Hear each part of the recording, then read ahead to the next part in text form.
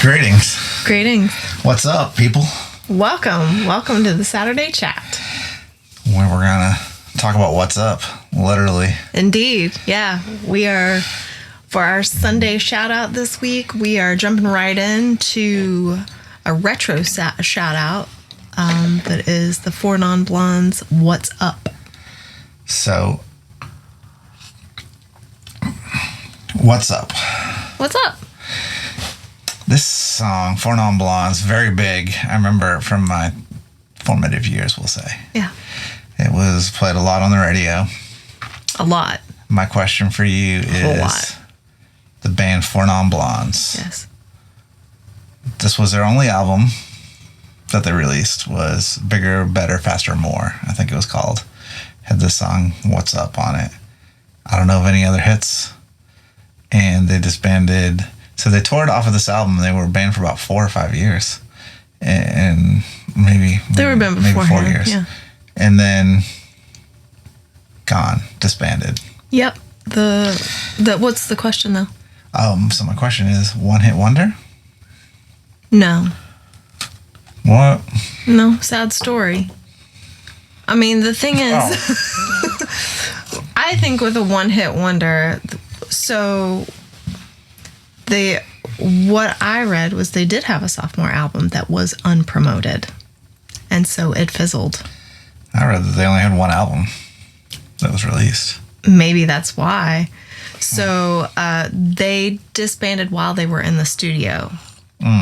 So perhaps... So maybe it never got released. Perhaps it didn't get released. So what happened was it was a lot of pressure from the record label. Started off as an all-girl band, Linda Perry fronting it, of course. Yep. And now, the reason I would argue against them being a one-hit wonder would be because Linda Perry Well, she went on to do some big things, become quite... prolific songwriter. Yeah, she was a very big songwriter, wrote a lot of songs for she Pink. wrote for Pink, Christina Aguilera. You know the song that she wrote for Pink, she actually pitched to Madonna. Bryan Adams, too, I think. Bryan Adams? or Madonna Ryan? turned it down. Really? Okay. And then Pink recorded it. Does Madonna write her own material? I don't believe so. Okay. Not entirely. Okay. Well, I say it was upsetting. It's complicated. Yeah. So, like, to answer your question, I guess technically, in the terms of the world, In terms of the band, In I would terms say of the yes. world, In yes, terms of one Linda hit Perry, wonder. I'd say no. So I feel like their zen was stolen from them by the record label, and it kind of makes me angry on their behalf, because I read the article that I was reading was their bassist, and I don't remember her name. I know it was their bassist, and she was talking about the pressures that the label was putting on them to outperform their first album. And because it was so promoted and so played on the radio, they sold 5 million copies of it. And so when you're in the studio or when you're in your writing room with that like leaden cloud over your head, because it's a wonderful success, Now, see, but it becomes... I wonder if those goal numbers have to been attain. through the years, because I thought I read According to the article, it was like 5 million that Interesting. they were trying to reach. I read that it only sold that around goal. 2 million, which I was surprised. Wow, at I reading. wonder about our articles then. I know, so that's a pretty big gap, because 3 million. I expected it to be much more, but then I thought, well, maybe it didn't sell a lot of albums. So mine was right. I'm wondering if it was maybe it sold singles and not albums, So I because know that that- album was kind of overlooked as far as the album goes. If you remember that time, like in the late 80s, early 90s, so this was like 91, that was on that cusp of the CD revolution. So it was when we were switching over from cassette tapes to CDs. So this was CD sales. Primarily. So you could do CD sales, but you could also they had cassette singles and they had CD singles. Exactly. So I wonder if you were reading, like, your numbers happened to be one or the other. Maybe it was and just mine like combined. album sales, and yours was I don't like know. from CDs and singles, or I have no idea. combined sales. Anyhow, I'll have to re-look it up. I was surprised that it was as low as it said it was. In my article, but it seems kind of tumultuous because they started off as an all-female band. Mm-hmm. I don't know if you knew that. I did. And the weird thing to me is that And they were all out. Right, so in the video, it shows all women, I think. But then by the time they were in the studio recording their first album, the drummer had been replaced with a male. Oh. And the guitar player had been replaced also. So I'm wondering if like that didn't kind of have something to do with the later on, but they did go through 5 years. I mean, 4 or 5 years. And maybe some of it was, it's hard to replicate or outdo your first album when it's 5 years later or 4 years later. Also, like the bassist put it really well, I thought. They were living very raw, as how she said it. They were full-time musicians with no record label, like when the song was written, with no other like income streams. They were living together. They were cobbling together their finances.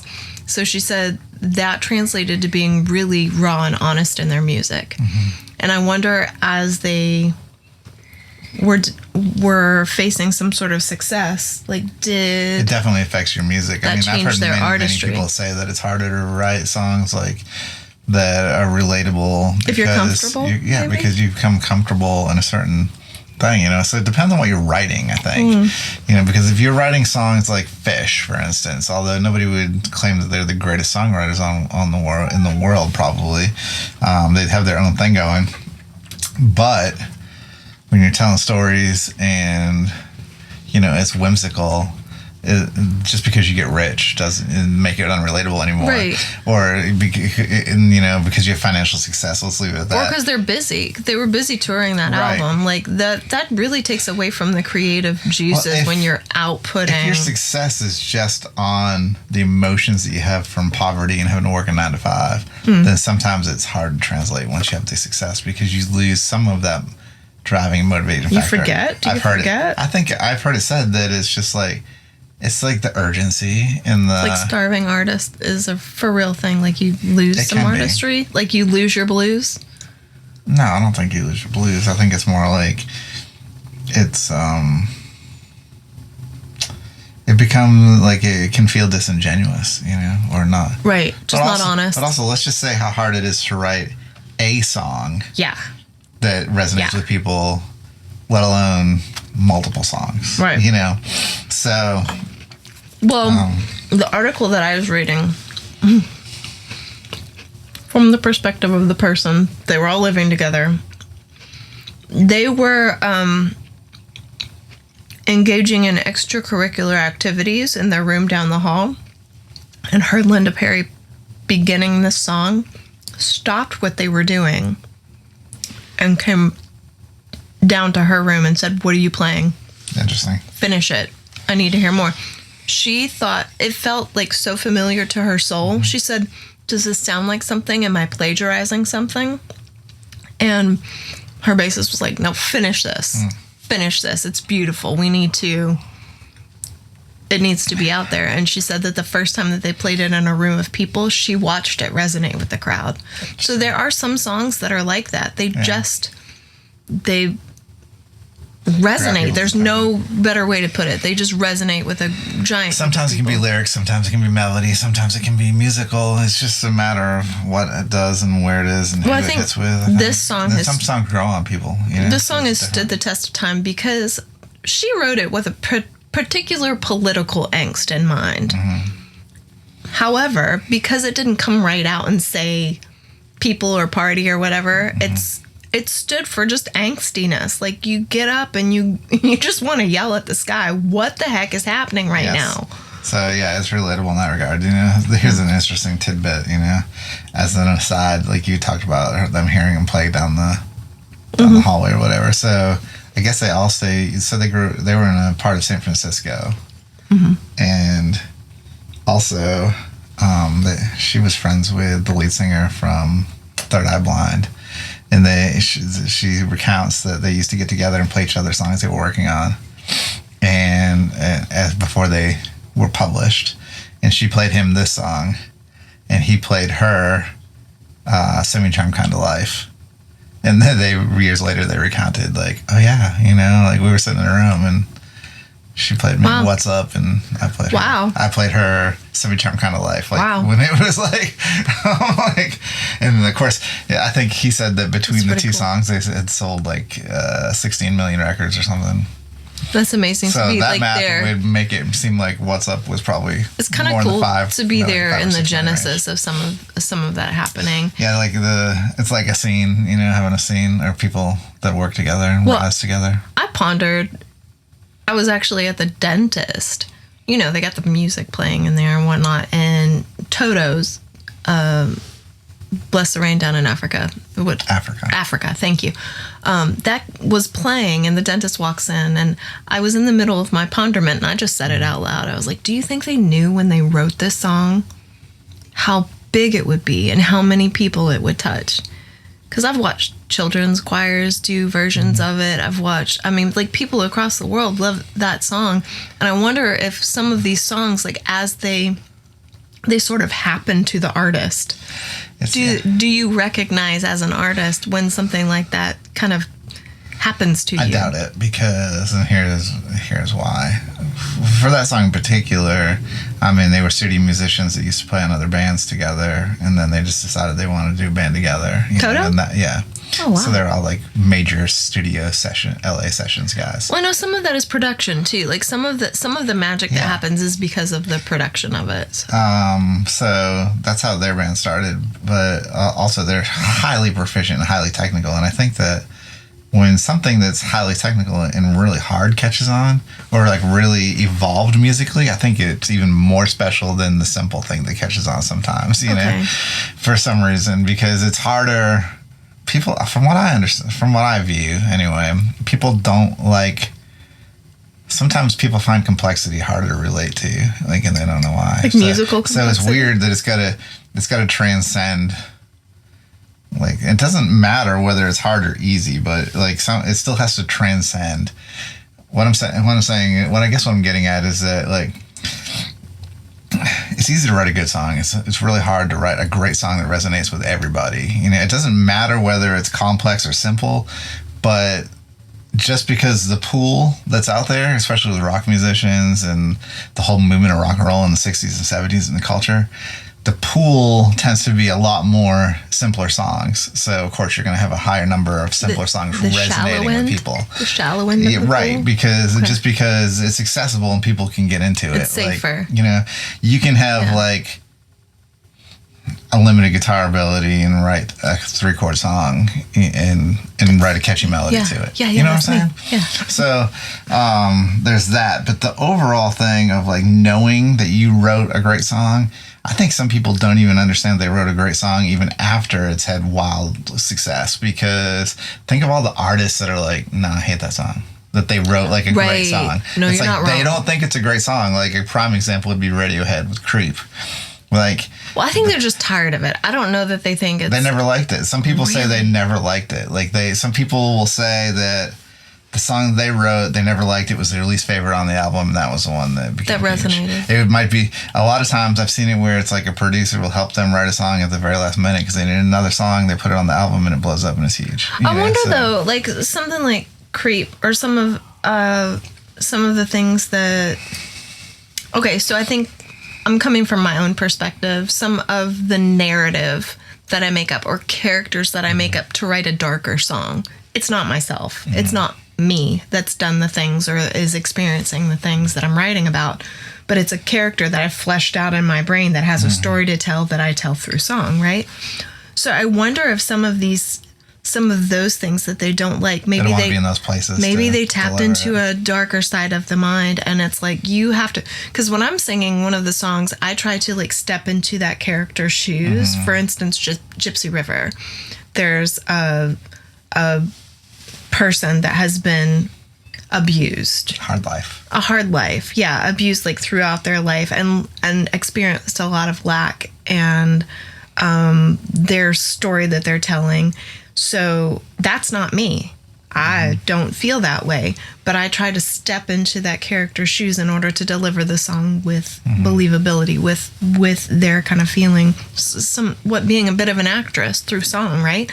But if there are songs that are personal that I have written from my own perspective, and it does take me to a different place. Even if it's a happier song, it puts me in a different headspace. And I wonder if that's some of what people have experienced. There's so many things about being an artist, tortured poet, like, so to speak, starving Why we all artist, gotta starve and be tortured? starving artists, tortured poets. It's like there's a reason people say that. And the reason that the public in general relates to that because they have all those feelings, but they're afraid to admit them a lot of times. And I think it's like they look to the artists to help them express through and help them express feelings. Right on. Like, if I have a feeling, and I'm not an artist, and I have like a tortured feeling where I'm anguishing over something or wrestling with something, it's easier for me to listen to a song about it than it is for me to put it in my own words to somebody, But then it feels relatable, and it feels like, okay. Well, we were just talking about the other day it's like self-medicating. How a lot, I agree with you. How a lot of the venues, because we do, or you do rather, much of our booking. We also have other people on our team that help us book. But when we're reaching out to venues that are prospects for us, they want danceable music or lively, upbeat music.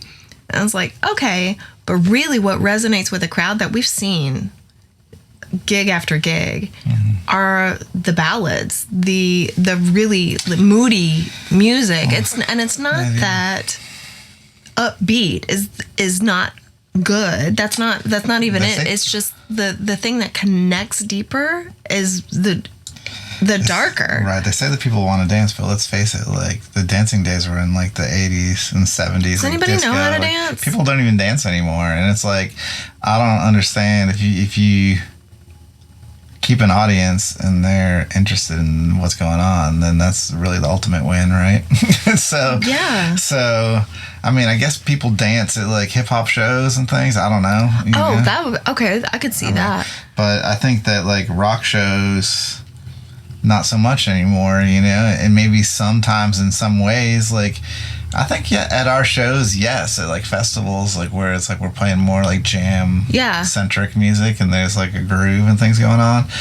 But also I think like listening rooms are very valid where people become part of the music and more of the experience. It's an experience together with them. And it's interesting. It's always been interesting to me though that venues or bookers that are unfamiliar with bands always say, we need a lot of upbeat material. But if you look at any band, I would say that less than 25% of most bands is probably going to be upbeat material. Like, if you look at albums, it's like, it's always the moody songs that get huge, right? To me, it's exhausting. I mean, listen to a lot of upbeat music, like in a row, upbeat songs in a row, that as a listener, it fatigues me. I mean, some fast songs become hits, but I think that, like, if you look at some of the biggest songs ever, like if you look at Whitney Houston's Bodyguard, I Will Always Love You. Right. It's like, slow.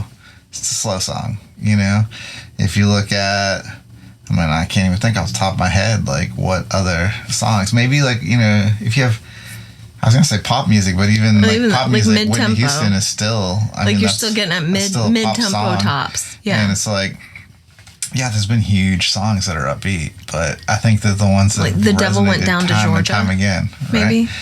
Right, but if you look at the scheme of things, like how many songs a song like that sold versus a song like that one, or what about My Heart Will Go On by Celine Dion? Right. Or what, just let's look at What's Up. I wouldn't consider that an upbeat song. It's mid-tempo at best. It's mid-tempo, yeah. And, it had great success. We talked about it with, and the funny thing is that a lot of times, like, people will criticize about repetitive dirges, they'll use condescending words about songs that seem to be repetitive or slow, or like a slow mid-tempo, and it's like, but you look at songs like this, Fade Into You, that's another huge example that resonates with people. We play, I'm trying to think, but it's like the majority of songs. My Immortal, the Evanescence song. My Immortal, that's another huge song. People love that when we play that. Yeah. You look at people's biggest hits, Sarah McLachlan, Arms of the Angels. Come on. It's like, that one's critically slow. Even more, the Norah Jones one. Norah Jones, like her biggest hit, Come Away. Well, one of her two biggest hits. She also wrote, what was the other song that she had? Both of them were super slow, but Come Away With Me is Can't Tell You Why. One of the I don't most know why. painfully slow songs songs ever. Yes. Don't know why. Don't know why. That's mid-tempo what it is, at yes. best, I would say. Even recently, the one that we covered, Gold Dust Woman, maybe touches at mid-tempo. Yeah. Like, I would say it's slow. Yeah. No, Well, I agree. yeah, and people really, those seem to be the things that people gravitate toward a little more naturally. And I think we want to feel those happy things. Like, we have a song called Dance in the Sunshine. And I would say that's up-tempo. It is a happy song. Well, people, you could argue that, and that's like, fun. our heart beats at like 70 or 80 beats per minute, right? So, like, you would think that, like, that's considered like a mid or slow tempo. Mm-hmm. But then maybe that's why it resonates with us, because that That's tempo. a They say resting heart up tempo rate, yeah. is like around 104 to 120, and then above that, of course, is like super up tempo. But Yeah. like, so those 104 to 120 songs, they're gonna feel energetic, like, oh, let's go. It's gonna it's gonna motivate you, but Sure, if it's you go into the also- gym or something. right. It's also hard to be still and listen to those songs. Like Right. if you're in the car, or so there's a time and place for certain types of music. For sure. I'm not dissing any kind of music. I was just No, like, and I like all types of music. I ponder the mindset of a venue that wants upbeat. What are they wanting their guests to experience? In the past 10 years, what's actually been replaced, so what I've noticed is it's been replaced, like, upbeat music used to be the thing, like, 15, 10 years ago even. It was always like upbeat music. Now it's high energy music. Yes, So the what is- vernacular has So what is shifted. high energy? Like, I should be playing a introspective blues song, and I should be velcroing myself to the wall. Like, what? I should be No, I wanna bouncing off see the this wall. now. I should be doing parkour while I play guitar. Yes. I don't understand it. Yes. It's like, Hey friends, Ashley of SugarLimeBlue here, wanting to share our special bundle with you. We got new shirts and our Roots guitar logo. Super duper excited about it. And we have hats to match. Check it out. Beautiful. We love them. I don't usually wear hats, but Dave said I should put one on, so there I go, rocking my hat. adorable. Get yours now. How about what they're really saying? And I don't think they understand it. And I had a lengthy conversation with one of our band members the other day about it. And it's like, I think what people are saying a lot of times is, we want you to be good. And we think we know what that is, but we really don't, We want you to connect with the Right. audience. If you connect with the audience, then what does anything else matter? That's the bottom line. Precisely. So, speaking of connecting, Yeah. let us know what you think. Yeah, what's up? What's up? What's up with you? Let us know about this song. What songs do you connect with? Do you find yourself gravitating to slow and mid-tempo? Do you find yourself gravitating towards upbeat? What do you like to listen to? Give me a dirge any day. Give me a dirge. As one of our ex-members and close friends would say, jump off a bridge song. Yes. Yeah, serve me a dirge every day. Yeah, for sure. Yeah, what's up in your world? Also, love that lyric is not actually used in the song at all. What's up? Yeah, Yeah. it's what's going on. Yeah. I would always get it wrong. Like when it's... I like it. No, I like I that. got it wrong so many times, and now I get it right. Yep. So yeah, let us know what's up. And Let us know what's up. Have a we'll great see you week. tomorrow with our Sunday shout out. And we'll see you next week with another Saturday chat. Indeed.